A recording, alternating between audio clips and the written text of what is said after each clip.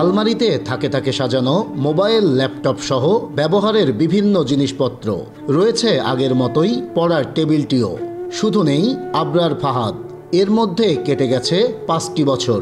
ছেলের ব্যবহৃত জিনিসপত্র আর হাজারো স্মৃতি আঁকড়ে ধরে কোনোরকম বেঁচে আছে মমতাময়ী মা রোকেয়া খাতুন।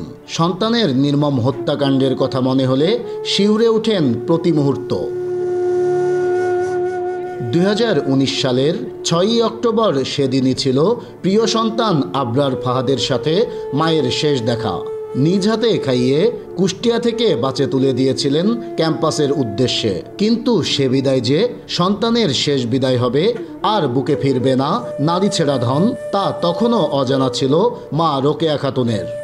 বাসায় এসে ফোন দিলাম, বলছে আব্বু তুমি কত দূরে? বলছে আম্মু আমি সিরাজগঞ্জের ওই যেখানে গাড়ি থামে বললো ওইখানে। আমি বলছি আব্বু তুমি এত বেলা হইলো কেন ওখানে যেতে?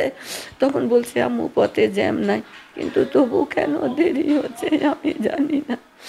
তখন যদিও বাসের অ্যাক্সিডেন্ট করে হাত পা কাইটেও হসপিটালে পড়ে থাকতো, তবু তো আমি ওকে ফিরে পেতাম। কুষ্টিয়ার কৃতি সন্তান বুয়েটের শিক্ষার্থী আবরার ফাহাদ 2019 সালের 6ই অক্টোবর ক্যাম্পাসের শেরেবাংলা হলে রাতভর অমানবিক নির্যাতনের মাধ্যমে তাকে হত্যা করে ছাত্রলীগের নেতাকর্মীরা। এবছর রাষ্ট্রের সর্বোচ্চ বেসামরিক সম্মাননা স্বাধীনতা পুরস্কার পাচ্ছেন আবরার ফাহাদ।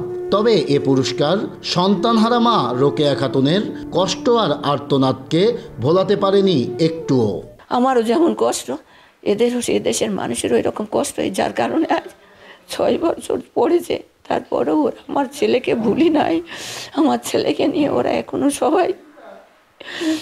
সবাই কিভাবে ওকে জীবেরা মানে সবার মধ্যে পরবর্তী প্রজন্মের কাছে পরিচিত করে রাখবে। সবাই দেখো তো কিভাবে সেই চেষ্টা চালাচ্ছে।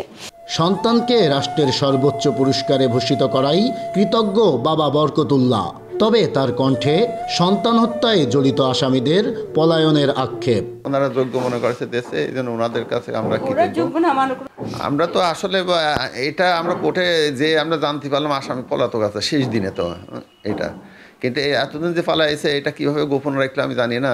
ওইখানে কারা কর্তৃপক্ষ কীভাবে করলো, কিন্তু আমি স্বরাষ্ট্র মন্ত্রী উপদেষ্টা মহোদয়ের কাছেও গেছিলাম, কিন্তু উনি হলে বিভিন্ন তত্ত্ব নিয়ে বললো সব আসামি ঠিক আছে, এটা পালাইছে, তাহলে এতদিন গোপন রাখা হইলো কেন? দেশের সর্বোচ্চ বিদ্যাপীঠে এমন নির্মম হত্যাকাণ্ড এখনও তাড়িয়ে বেড়াই কুষ্টিয়াবাসীকে। শিক্ষা প্রতিষ্ঠানে আর যেন আবরার ফাহাদের মতো কৃতি সন্তানদের প্রাণ হারাতে না হয়, রাষ্ট্রের কাছে সেই দাবি সাধারণ মানুষের। সন্তান হারার যে বেদনা কতটুকু আবরার ফাহাদের মা এবং বাবা সেটা বুঝতে পারে।